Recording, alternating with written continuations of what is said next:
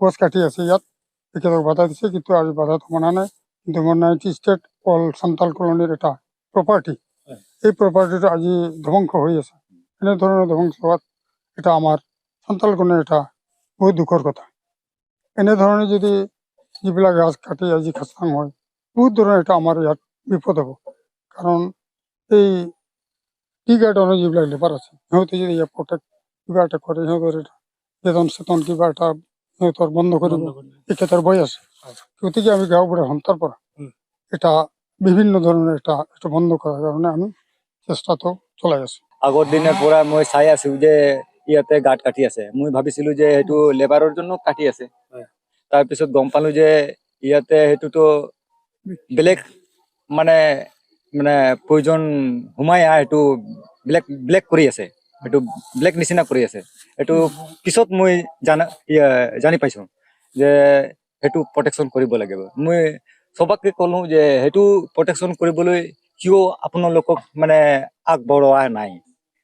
মই ভাবিলো যে সুধিলো যে কিয় আমালোকক যদি আগবঢ়াই যাম তাহলে মোৰ কামটো সাসপেন্ড কৰি দিব, তাৰপৰে মোৰটো বন্ধ কৰি দিব, সেইটো কিবা বাগেৰা বাগেৰা মানে অসুবিধা হৈ যাব ৱাৰ্কাৰৰ।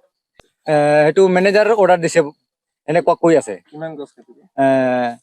আগতেতো কৈছিলে যে 1200, এতিয়াতো মই শুনি পাইছো যে 3000টো গছ কাটিব। এইবিলাক মানে ভাবি যাবি আছে, মানে চাহ বাগানৰ লগত আছে তো। আগতে বিশাল বড় বড় গাছটো কাটি দিছে। তারপরে সেইটোতো প্ৰটেকশ্যন কৰিবই লাগিব। সেইটো কাৰণে মই আগবঢ়াই আহিছো যে মোৰ সংস্থাৰ পৰা মই কলনীৰ একটা প্ৰেচিডেণ্ট, গাঁওবুঢ়া প্ৰেচিডেণ্ট, সেইটো কাৰণে মেমৰেণ্ডাম দিছে না এইটো? সেইটো লৈ মই মানে GM মানে মেমৰেণ্ডাম দিছো। সেইটো কাৰণে আজি মই আহিছিলো যে ইয়াতে গছ কটা মানে বন্ধ কৰাৰ লাগে। সেইটো কাৰণে মই আহিলো যে সেইবিলাক মই কলো যে এতিয়া গাছ নাকাটিব। তেওঁ সোমাই হৈ গৈছে, মানে থামি গৈছে। তাৰপিছত সেইটো ACMS লিডাৰ বিলাক আহিছে। তাৰপৰে উনিলোকক আৰো অৰ্ডাৰ দিছে। তাৰপৰে মই কাজিয়া কৰিলো সিহঁতৰ সঙ্গে যে এতিয়াতো এনেকুৱা নহব লাগে।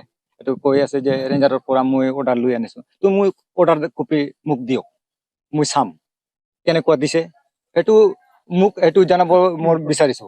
শাল বাগান আমাৰ ইয়াতে আছিল, মানে কালাঘাট ইমান কৰোৰ কৰোৰ টাকাৰ আছিল, কি বোলে মানে গছ আছিল।